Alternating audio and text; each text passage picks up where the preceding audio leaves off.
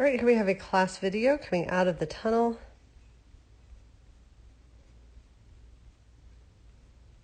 Good job here on this front cross. Let's see, step 1, 2, 3, 4. Little bit late. I think you could have started your front cross right here on this foot, but you go ahead and take another step, and then now you're going to start your front cross. So what happens is it can be difficult to adjust your stride so that you end up on the correct foot. And that's one of the hard things about the front cross, and it does come with practice. But I think right here, if we think about our front cross line, it's from here to here. So you're basically on that line.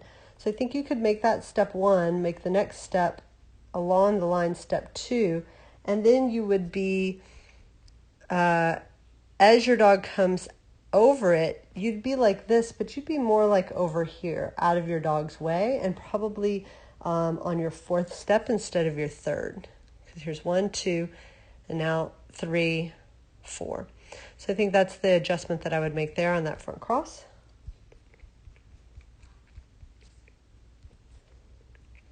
Over the top of the A-frame into the tunnel, very nice. Here, I think this is something that a lot of dogs would not miss, a lot of experienced dogs would not miss. It's somewhat understandable in a relatively inexperienced dog, because what happens is when the dog comes out of the tunnel, they have to find you, they have to find the next obstacle, they have to kind of get their bearings. And a lot of times with a less experienced dog, they look to you first, and here you are, and now they have to look away from you to find the obstacle, and that can be hard for some dogs. That looking away point. And so I think that your dog kind of comes out. It's hard to see black dog's face,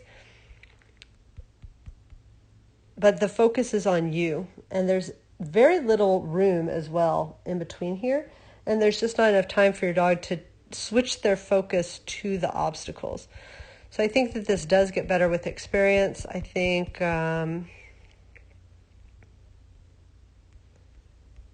yeah, I think this is just experience plus weave training. So having the dog, the more comfortable they are with the weaves, the faster they can go ahead and get in. If they're not 100% comfortable, then when they don't have a lot of time to adjust their stride or anything, they're going to opt to not do that. And I think also that this is a deceptively difficult entry as well, just given the lack of space and the fact that the dog comes out like this, really. And now they have to really cut in pretty strongly to make that weave pull entry.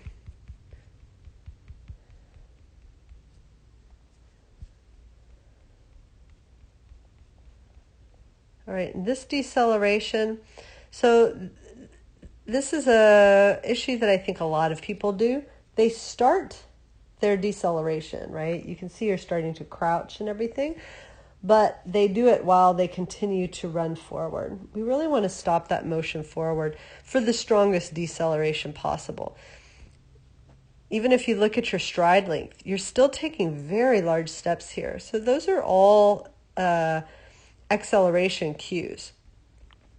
Your dog does actually get really close to the jump and turn immediately. So I think you actually get a good response here, but I did want to point out the continued motion, because I think you want to try to eliminate some of that.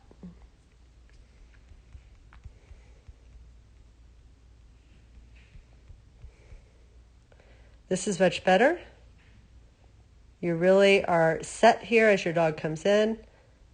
Beautiful wrap back. And also I want to point out really good connection here as your dog comes around, to make sure that y'all are together for that last jump.